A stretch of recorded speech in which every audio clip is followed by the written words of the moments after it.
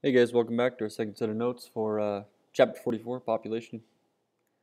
And today we're going to talk about population changes over time and some ways to graph this, which is kind of cool.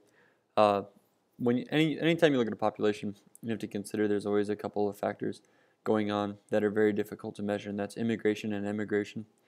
Immigration is arrival of new residents that were not part of the population before, and emigration is people leaving the population or animals leaving the population.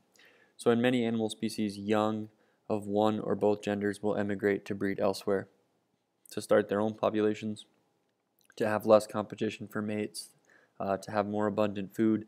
The kiddos have to leave. And seabirds will typically breed where they were born, so they might go live somewhere else for, a greater part of the year, and then just migrate back to the shore where they were born to reproduce there. So when we look at population growth rates, it can tell us a lot about a population and when we expect it to do well or to fail. And there's zero population growth, and that's very rare for that to actually occur in nature. But zero population growth is a place where your growth rate, the number of births, are exactly equal to the number of deaths. So your population stays exactly the same. More often than not, we talk about it as lowercase r, which is per capita growth rate. Now that's tricky because this is the birth rate minus the death rate, but this is per capita, which means per person or per head. So it's not per couple, which is a weird thing because it takes two to, make the new babies generally, not always with bacteria and stuff, but generally that's the case.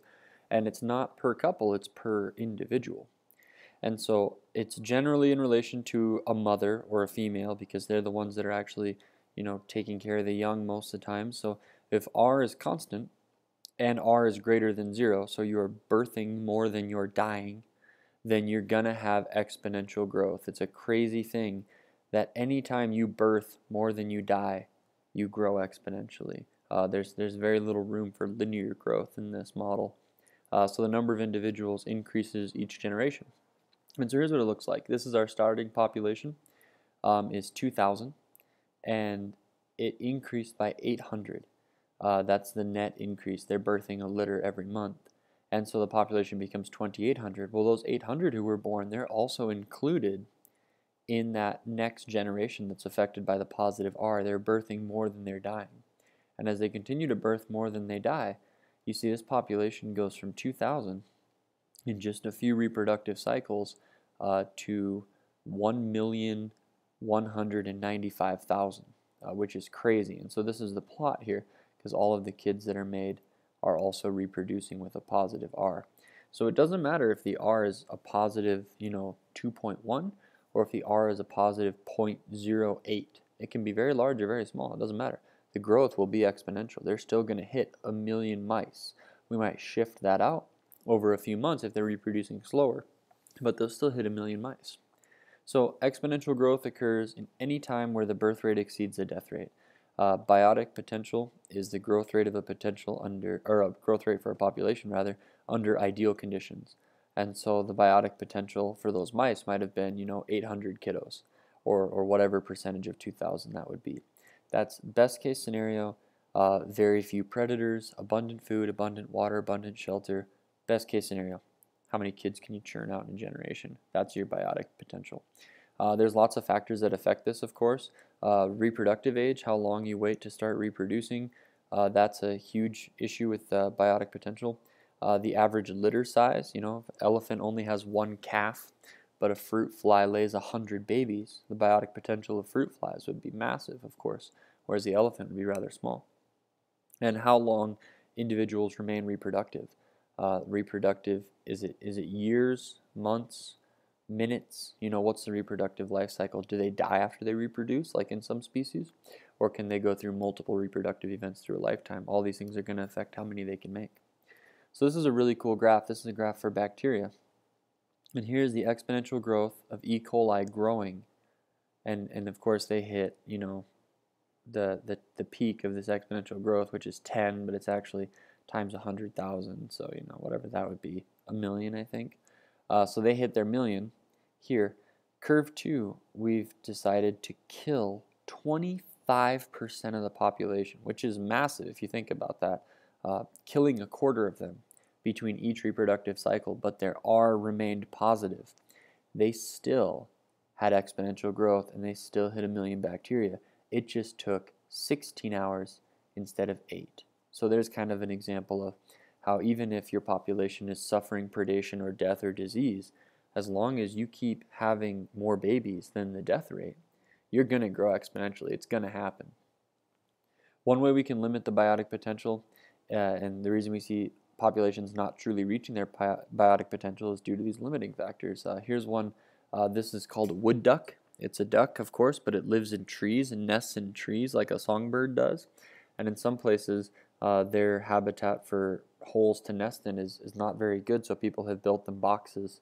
Here's an artificial one that's being used by a wood duck to reproduce in. So they're building birdhouses for ducks in some places to try to help them reach that biotic potential. So there's lots of things that can limit your population other than just getting old and dying.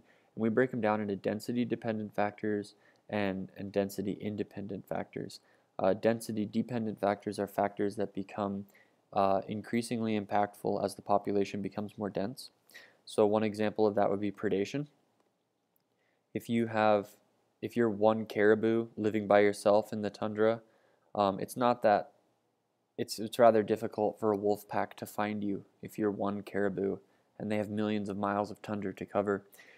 If you are a herd of 200,000 caribou, you're actually pretty easy to find. And so predation is a density dependent thing. It's easier to find a big herd. Parasites and disease are going to spread more through a dense population, like a school, a flock of birds, that sort of stuff, than it would if you were spread far out. Competition for a limited resource. To stick with the caribou example, the reason caribou are constantly migratory is the tundra has very little to eat, and when you're in a herd that's 200,000 strong, you will eat the lichen and the grass that's there to bare earth in about a week.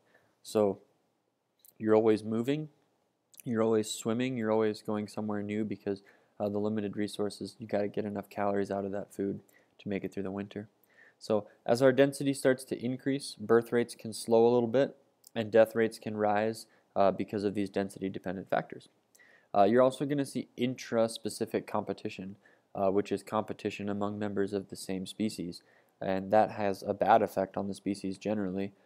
There's a reason that female caribou, just to stick with that same example, are the only deer species that I know of where the females grow antlers, and that is because they have to defend where they are eating because their populations are so dense that other caribou will literally eat with their face right next to yours. So everybody grows antlers, guys, girls, everybody, because everyone's competing with everyone else over space to graze and eat, and you don't want people in your space. So that's interest-specific. Also competing for mates would be the same thing, where two males competing over females can injure each other or get their antlers locked up and die.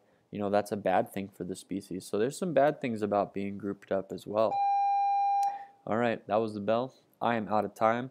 We will come back to logistic growth next time. So thanks for your time.